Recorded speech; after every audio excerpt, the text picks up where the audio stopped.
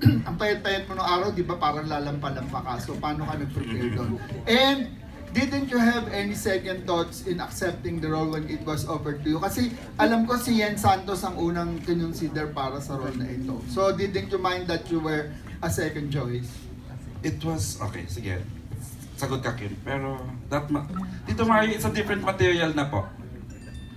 Apo, it's completely ibang-ibang material na po yung... Kasi sinabi siya ako ni Yen, triathlete din daw yung role niya. Pero ibang-iba na po yun.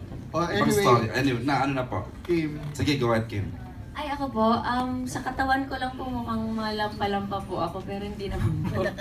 Malakas din naman po ako, so tinry ko din. Ginawa ko siya actually, except yung swimming. Kasi natakot ako mag-swim na maraming kalaban, yung ganun. Pero kaya ko na mag-swim, pero ginawa ko po yung duathlon. Nakatapos po ako ng isang duathlon, tsaka yung run. Nag-runner po ako ng 10, 16, 21K.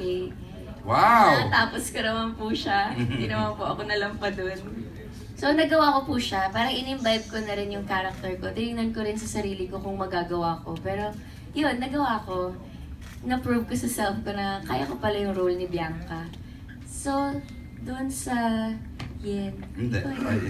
Siyempre, hindi mo alam yan. Ibang material na to eh. Okay, wag mo nang sagutin yun.